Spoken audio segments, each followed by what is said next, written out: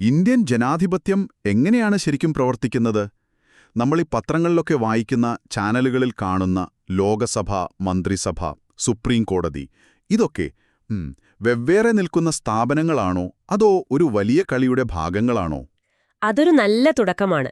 ശരിക്കും ഇതൊരു വലിയ കളി തന്നെയാണ്. അതിന് കൃത്യമായ നിയമങ്ങളും കളിക്കാരും പിന്നെ റഫറിമാരും ഒക്കെയുണ്ട്. പലപ്പോഴും നമ്മൾ കളിക്കാരെ മാത്രമേ ശ്രദ്ധിക്കാറുള്ളൂ, പക്ഷേ ഈ കളിയുടെ നിയമപുസ്തകമാണ് ഇന്ത്യൻ ഭരണഘടന. ശരിയാണ്. അപ്പോ നിങ്ങൾ തന്നിട്ടുള്ള ഈ രേഖകൾ വെച്ച് നമുക്ക് ആ കളിയുടെ നിയമങ്ങളൊന്ന് പൊളിച്ചു നോക്കിയാലോ? ഇന്ത്യൻ ഭരണ സംവിധാനത്തിന്റെ യഥാർത്ഥ ഘടന എന്താണെന്നും അധികാരം എങ്ങനെയാണ് വീതിച്ചിരിക്കുന്നതെന്നും നമുക്ക് ലളിതമായി മനസ്സിലാക്കാൻ ശ്രമിക്കാം. തീർച്ചയായും. ഇതിന്റെ എല്ലാം അടിസ്ഥാനശില അധികാര വിഭജനം അഥവാ സെപ്പറേഷൻ ഓഫ് പവേഴ്സ് ആണെന്ന് കേട്ടിട്ടുണ്ട്. എന്താണിത്? ഇത് മനസ്സിലാക്കാൻ ഏറ്റവും എളുപ്പം ഒരു വലിയ കമ്പനി പോലെ ചിന്തിക്കുന്നതാണ്. ഓക്കെ. നിയമങ്ങൾ ഉണ്ടാക്കാൻ ഒരു ബോർഡ് ഓഫ് ഡയറക്ടേഴ്സ്, അത് നടപ്പിലാക്കാൻ ഒരു സിഇഒയും അദ്ദേഹത്തിന്റെ ടീമും, പിന്നെ ഇവർ ചെയ്യുന്നതെല്ലാം ശരിയാണോ എന്ന് നോക്കാൻ ഒരു ഇൻഡിപെൻഡന്റ് ഓഡിറ്ററും. ഈ 3 പേരും ഒരുമിച്ച് പ്രവർത്തിക്കുന്നു. പക്ഷെ ആർക്കും മറ്റൊരാളുടെ അധികാരത്തിൽ കയറി പൂർണ്ണമായി ഇടപെടാൻ പറ്റില്ല. ഈ ആശയമാണ് അധികാര വിഭജനം. കൊള്ളാം. ആ താരതമ്യം കാര്യങ്ങൾ കുറച്ചുകൂടി എളുപ്പമാക്കി. അപ്പോൾ നമുക്ക് ഈ കമ്പനിയിലെ ഓരോ വിഭാഗത്തെയും പരിചയപ്പെടാം. ആരാണ് നമ്മുടെ ബോർഡ് ഓഫ് ഡയറക്ടേഴ്സ്? അതായത് നിയമങ്ങളുണ്ടാക്കുന്ന നിയമനിർമ്മാണ സഭ, ലെജിസ്ലേച്ചർ. അതെ, നമ്മുടെ പാർലമെന്റ്, അതായത് ലോക്സഭയും രാജ്യസഭയും, പിന്നെ ഓരോ സംസ്ഥാനത്തെയും നിയമസഭകളും ചേർന്നതാണ് ഈ വിഭാഗം. നമ്മൾ വോട്ട് ചെയ്ത് ചെയ്യിപ്പിക്കുന്ന നമ്മുടെ പ്രതിനിധികൾ. അതെ, അവർ ഇവിടെയാണ് എത്തുന്നത്. രാജ്യത്തിന് പുതിയ നിയമങ്ങൾ ഉണ്ടാക്കുക, പഴയ നിയമങ്ങൾ മാറ്റുക, പിന്നെ ഏറ്റവും പ്രധാനമായി രാജ്യത്തിന്റെ വാർഷിക ബജറ്റ് ചർച്ച ചെയ്ത് പാസാക്കുക. ഇതൊക്കെയാണ് ഇവരുടെ പ്രധാന ജോലി. പക്ഷേ പലപ്പോഴും ഇതൊരു ചർച്ചാ ക്ലബ്ബ് മാത്രമാണെന്നൊരു വിമർശനം കേൾക്കാറുണ്ടല്ലോ. ഇവിടെ നടക്കുന്ന ചർച്ചകൾക്ക് സർക്കാരിന്റെ പ്രവർത്തനങ്ങളെ യഥാർത്ഥത്തിൽ സ്വാധീനിക്കാൻ കഴിയുമോ? തീർച്ചയായും കഴിയും. ഒന്ന് ആലോചിച്ചു നോക്കൂ. സർക്കാരിന്റെ ഓരോ പൈസയുടെയും കണക്ക് പാസാക്കുന്നത് പാർലമെന്റാണ്. ശരിയാണ്. മന്ത്രിമാരോട് ചോദ്യങ്ങൾ ചോദിച്ച് ഉത്തരം പറയാം. സർക്കാരിന്റെ നയങ്ങളെ നിശിതമായി വിമർശിക്കാം. ഏറ്റവും വലിയ അധികാരം എന്താണെന്ന് വെച്ചാൽ, എന്താണ്? സർക്കാരിൽ ഭൂരിപക്ഷത്തിന് വിശ്വാസമില്ലെങ്കിൽ ഒരു അവിശ്വാസ പ്രമേയത്തിലൂടെ അവരെ പുറത്താക്കാൻ വരെ ഈ നിയമനിർമ്മാണ സഭയ്ക്ക് കഴിയും. അതുകൊണ്ട് അതൊരിക്കലും ഒരു ചർച്ചാ ക്ലബ്ബ് മാത്രമല്ല. ഓക്കെ. അപ്പോൾ നിയമങ്ങൾ ഉണ്ടാക്കുന്നവരെ നമുക്ക് മനസ്സിലായി. ഇനി ഈ നിയമങ്ങൾ നടപ്പിലാക്കുന്ന സിഇഒയും ടീമും, അതായത് കാര്യനിർവഹണ വിഭാഗം, എക്സിക്യൂട്ടീവ്. നമ്മൾ ഗവൺമെന്റ് എന്ന് പറയുമ്പോൾ പലപ്പോഴും പ്രധാനമന്ത്രിയെയും മന്ത്രിമാരെയും മാത്രമാണ് ഓർക്കുക. പക്ഷേ എക്സിക്യൂട്ടീവ് അതിലും വലുതാണല്ലോ, അല്ലേ? അതെ, വളരെ വലുതാണ്. ഒരു സാധാരണക്കാരന്റെ ജീവിതത്തിൽ നേരിട്ടിടപെടുന്നത് ഈ രാഷ്ട്രീയ നേതാക്കളാണോ അതോ മറ്റാരെങ്കിലുമാണോ? വളരെ പ്രസക്തമായ ഒരു ചോദ്യമാണത്. പ്രധാനമന്ത്രിയും മന്ത്രിസഭയും രാഷ്ട്രീയ എക്സിക്യൂട്ടീവാണ്. അവർ തെരഞ്ഞെടുപ്പിലൂടെ വരുന്നു, 5 വർഷം ഭരിക്കുന്നു, പിന്നെ മാറുന്നു. എന്നാൽ അതിന് താഴെയായി ഒരു വലിയ സ്ഥിരം എക്സിക്യൂട്ടീവ് ഉണ്ട്. നമ്മുടെ എല്ലാം ജീവിതത്തെ ദിവസവും സ്പർശിക്കുന്നത് ഇവരാണ്. ഉദാഹരണത്തിന് collector, police superintendent, village officer. നമ്മൾ കാണുന്ന എല്ലാ സർക്കാർ ഉദ്യോഗസ്ഥരും ഇതിന്റെ ഭാഗമാണ്. ഗവൺമെന്റ് എടുക്കുന്ന തീരുമാനങ്ങൾ താഴെത്തട്ടിൽ നടപ്പിലാക്കുന്നത് ലക്ഷക്കണക്കിനുള്ള ഈ ഉദ്യോഗസ്ഥരാണ്. ശരി. അപ്പം നമ്മളുണ്ടാക്കിയ നിയമങ്ങൾ ശരിയാണോ, അത് ഭരണഘടനയ്ക്ക് ചേർന്നതാണോ എന്നൊക്കെ ആരാണ് തീരുമാനിക്കുക? അവിടെയല്ലേ നമ്മുടെ ഇൻഡിപെൻഡന്റ് ഓഡിറ്റർ വരുന്നത്? കൃത്യമായി. അതാണ് നീതിന്യായ വ്യവസ്ഥ അഥവാ ജുഡീഷ്യറി. സുപ്രീം കോടതി, ഹൈക്കോടതികൾ, പിന്നെ ജില്ലാ കോടതികൾ, ഇവയെല്ലാം ഇതിൽ വരും. ഇവിടെയാണ് ജനാധിപത്യത്തിന്റെ ഏറ്റവും വലിയൊരു ശക്തി കിടക്കുന്നത്. പാർലമെന്റിൽ ഭൂരിപക്ഷമുണ്ടെന്ന് കരുതി ഒരു ഗവൺമെന്റിന് എന്തും ചെയ്യാൻ കഴിയില്ല. ഒരു ഉദാഹരണം പറയാമോ? ഇത് സാധാരണക്കാരന് എങ്ങനെയാണ് ബാധകമാകുന്നത് എന്ന് മനസ്സിലാക്കാൻ. പറയാം. ഇപ്പോൾ നിങ്ങളുടെ സ്വകാര്യതയെ ഹനിക്കുന്ന ഒരു നിയമം പാർലമെന്റ് പാസാക്കിയെന്ന് കരുതുക. ഓക്കെ. സാധാരണ പൗരനായ നിങ്ങൾക്ക് കോടതിയെ സമീപിച്ച് ഇതെന്റെ ഭരണഘടനാപരമായ അവകാശത്തിന് എതിരാണ് എന്ന് വാദിക്കാം. കോടതിക്കത് ശരിയാണെന്ന് തോന്നിയാൽ ലക്ഷക്കണക്കിന് ആളുകൾ വോട്ട് ചെയ്ത് വിജയിപ്പിച്ച ഒരു സർക്കാർ കൊണ്ടുവന്ന നിയമം റദ്ദാക്കാൻ സാധിക്കും. അതാണ് ജുഡീഷ്യൽ റിവ്യൂ എന്ന അധികാരത്തിന്റെ യഥാർത്ഥ ശക്തി. കൊള്ളാം. അതുകൊണ്ടാണ് കോടതികളെ ഭരണഘടനയുടെ കാവൽക്കാരൻ എന്ന് വിളിക്കുന്നത്. നമ്മൾ ഈ 3 ഔദ്യോഗിക തൂണുകളെക്കുറിച്ച് പറഞ്ഞു. പക്ഷെ എപ്പോഴും കേൾക്കുന്ന ഒന്നാണല്ലോ 4ാം തൂൺ എന്ന പ്രയോഗം. ഈ ഔദ്യോഗിക ഘടനയിൽ വരാത്ത ആ 4ാമൻ ആരാണ്? അവർക്ക് ഈ സംവിധാനത്തിൽ ശരിക്കും എന്തെങ്കിലും സ്വാധീനം ചെലുത്താൻ കഴിയുമോ? മാധ്യമങ്ങളാണ് അങ്ങനെ വിശേഷിപ്പിക്കുന്നത്. സർക്കാരിന്റെ പ്രവർത്തനങ്ങളെ നിരീക്ഷിക്കുക, വിമർശിക്കുക, വിവരങ്ങൾ ജനങ്ങളിലേക്ക് എത്തിക്കുക എന്ന വലിയ ഒരു ഉത്തരവാദിത്തം അവർക്കുണ്ട്. അത് എങ്ങനെയാണ് പ്രവർത്തിക്കുന്നത്? ഒരു നിയമമുണ്ടാക്കുമ്പോഴോ അല്ലെങ്കിൽ സർക്കാർ ഒരു തീരുമാനമെടുക്കുമ്പോഴോ അതിനെക്കുറിച്ചൊരു പൊതുജനാഭിപ്രായം രൂപീകരിക്കുന്നതിൽ മാധ്യമങ്ങൾക്ക് വലിയ പങ്കുണ്ട്. അത് പലപ്പോഴും സർക്കാരുകളെ സമ്മർദ്ദത്തിലാക്കുകയും തീരുമാനങ്ങൾ പുനഃപരിശോധിക്കാൻ പ്രേരിപ്പിക്കുകയും ചെയ്യും. ഓക്കെ. അപ്പോൾ ഈ 3 വിഭാഗങ്ങളും പരസ്പരം ഒരു അധികാര വടംവലി നടത്തിയൊരു സന്തുലിതാവസ്ഥ ഉണ്ടാക്കുന്നു. ചെക്സ് ആൻഡ് ബാലൻസസ് എന്ന് പറയുന്നത് ഇതാണല്ലോ. അതെ, അതുതന്നെ. ഇത് കേൾക്കുമ്പോൾ വളരെ നല്ലൊരു സംവിധാനമായി തോന്നുന്നുണ്ട്. പക്ഷേ പ്രായോഗികമായി നോക്കിയാൽ പാർലമെന്റിൽ വലിയ ഭൂരിപക്ഷമുള്ള ഒരു സർക്കാരിനെ ഇങ്ങനെയൊക്കെ നിയന്ത്രിക്കാൻ പ്രതിപക്ഷത്തിന് സാധിക്കാറുണ്ടോ? പലപ്പോഴും അതൊരു ചടങ്ങ് മാത്രമായി പോവാറില്ലേ? അതൊരു യാഥാർത്ഥ്യമാണ്. നിയമനിർമ്മാണ സഭയിൽ വലിയ ഭൂരിപക്ഷമുണ്ടെങ്കിൽ എക്സിക്യൂട്ടീവിന് കാര്യങ്ങൾ എളുപ്പമാകും. പക്ഷേ അവിടെയും പൂർണ്ണമായ സ്വാതന്ത്ര്യമില്ല.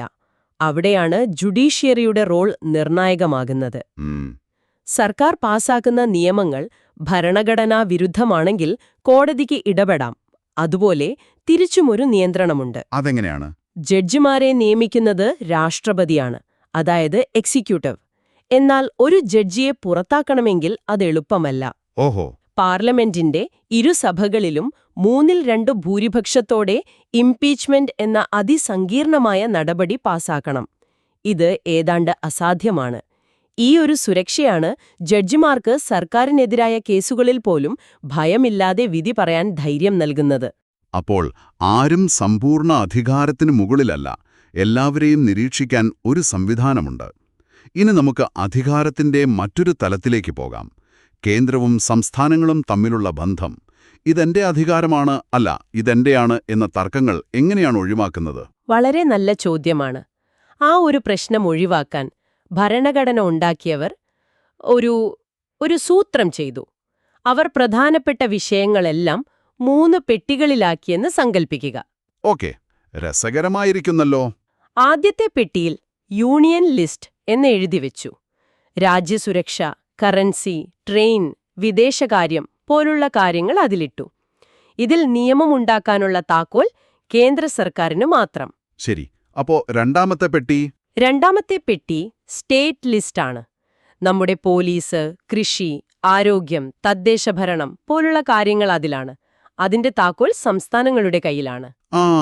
അതുകൊണ്ടാണ് ഓരോ സംസ്ഥാനത്തെയും പോലീസ് സേന വ്യത്യസ്തമായി പ്രവർത്തിക്കുന്നത്. കൃത്യം. അപ്പോൾ മൂന്നാമതൊരു പെട്ടി കൂടിയുണ്ടല്ലോ, അതിലെന്താണ്? അതാണ് ഏറ്റവും രസകരമായ കൺകറന്റ് ലിസ്റ്റ്.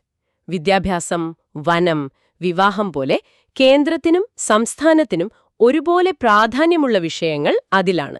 അപ്പോൾ അതിലാർക്ക് നിയമം ഉണ്ടാക്കാം? ആർക്ക് വേണമെങ്കിലും ഉണ്ടാക്കാം. പക്ഷേ ഒരേ വിഷയത്തിൽ കേന്ദ്രവും സംസ്ഥാനവും നിയമം ഉണ്ടാക്കിയാൽ ഒരു തർക്കം വന്നാൽ കേന്ദ്രം പറയുന്നതിനായിരിക്കും മുൻതൂക്കം. ഈ വിഭജനം നമ്മുടെ ഫെഡറൽ ഘടനയുടെ നട്ടെല്ലാണ്. നമ്മളിപ്പോൾ ദേശീയ സംസ്ഥാന തലങ്ങളിലെ അധികാരത്തെക്കുറിച്ച് സംസാരിച്ചു. പക്ഷേ ഇതൊക്കെ സാധാരണക്കാരന്റെ ദൈനംദിന ജീവിതത്തിൽ നിന്ന് ഒരുപാട് അകലെയല്ലേ? എന്റെ വീടിന്റെ മുന്നിലെ റോഡ് പൊളിഞ്ഞു കിടന്നാൽ ഞാൻ പ്രധാനമന്ത്രിയോടല്ലല്ലോ പരാതിപ്പെടേണ്ടത്. തീർച്ചയായുമല്ല. അവിടെയാണ് നമ്മുടെ ജനാധിപത്യത്തിന്റെ അടുത്ത തട്ടുവരുന്നത്. തദ്ദേശ സ്വയംഭരണ സ്ഥാപനങ്ങൾ, പഞ്ചായത്തുകളും മുനിസിപ്പാലിറ്റികളും. അതെ, ഗ്രാമങ്ങളിൽ ഗ്രാമപഞ്ചായത്തും നഗരങ്ങളിൽ മുനിസിപ്പാലിറ്റികളും കോർപ്പറേഷനുകളും. ഡൽഹിയിൽ പാസാക്കുന്ന ഒരു നിയമത്തേക്കാൾ നിങ്ങളുടെ ജീവിതത്തെ ചിലപ്പോൾ സ്വാധീനിക്കുന്നത് നിങ്ങളുടെ വാർഡ് മെമ്പർ എടുക്കുന്ന ഒരു തീരുമാനമായിരിക്കും. അതെ, വീടിന്റെ മുന്നിലെ വഴിവിളക്ക് കത്തുന്നില്ലെങ്കിൽ നമ്മൾ പ്രധാനമന്ത്രിക്കല്ലല്ലോ പരാതി കൊടുക്കുന്നത്. കൃത്യമായി. കുടിവെള്ളം, മാലിന്യ സംസ്കരണം, പ്രാദേശിക റോഡുകൾ, കെട്ടിട നിർമ്മാണ അനുമതികൾ, ഇങ്ങനെയുള്ള നമ്മുടെ എല്ലാം അടിസ്ഥാന ആവശ്യങ്ങളിൽ തീരുമാനമെടുക്കുന്നത് ഈ പ്രാദേശിക ഭരണകൂടങ്ങളാണ്. 73-74 ഭരണഘടനാ ഭേദഗതികളിലൂടെയാണ് ഈ അധികാരം താഴെത്തട്ടിലേക്കെത്തിയത്. ജനാധിപത്യം ഏറ്റവും അർത്ഥവത്താകുന്നത് ഇവിടെയാണ്. ഈ വലിയ സംവിധാനം മുഴുവൻ പ്രവർത്തിക്കുന്നത് തെരഞ്ഞെടുപ്പ് എന്നൊരൊറ്റ പ്രക്രിയയെ ആശ്രയിച്ചാണ്. പക്ഷേ ഇത്രയും വലിയൊരു രാജ്യത്ത് കോടിക്കണക്കിന് ആളുകളെ പങ്കെടുപ്പിച്ച് സ്വതന്ത്രവും നീതിയുക്തവുമായൊരു തെരഞ്ഞെടുപ്പ് നടത്തുന്നത് ഒരു വലിയ വെല്ലുവിളിയല്ലേ? അതിന്റെ വിശ്വാസ്യത എങ്ങനെയാണ് ഉറപ്പാക്കുന്നത്? അതിനാണ് ഭരണഘടന ചില സ്വതന്ത്ര സ്ഥാപനങ്ങളെ ചുമതലപ്പെടുത്തിയിരിക്കുന്നത്. അവയെ നമുക്ക് ഈ ജനാധിപത്യ കളിയുടെ അമ്പയർമാർ എന്ന് വിളിക്കാം. അമ്പയർമാർ കൊള്ളാം. അതിലേറ്റവും പ്രധാനം ഇലക്ഷൻ കമ്മീഷനാണ്. തിരഞ്ഞെടുപ്പ് തീയതി പ്രഖ്യാപിക്കുന്നത് മുതൽ ഫലം വരുന്നതുവരെയുള്ള എല്ലാ കാര്യങ്ങളും നിയന്ത്രിക്കുന്നത് അവരാണ്. ആ സമയത്ത് സർക്കാർ ഉദ്യോഗസ്ഥരെ സ്ഥലം മാറ്റാൻ വരെ അവർക്കധികാരമുണ്ട്. ഓക്കെ, ഇലക്ഷൻ കമ്മീഷൻ അല്ലാതെ മറ്റു പ്രധാനപ്പെട്ട അമ്പയർമാർ ആരെങ്കിലുമുണ്ടോ? ഉണ്ട്. സർക്കാരിന്റെ വരവുചെലവ് കണക്കുകൾ ഓഡിറ്റ് ചെയ്യുന്ന കംട്രോളർ ആൻഡ് ഓഡിറ്റർ ജനറൽ അഥവാ CAG. CAG നമ്മൾ പത്രങ്ങളിലൊക്കെ കേൾക്കുന്ന പേരാണല്ലോ.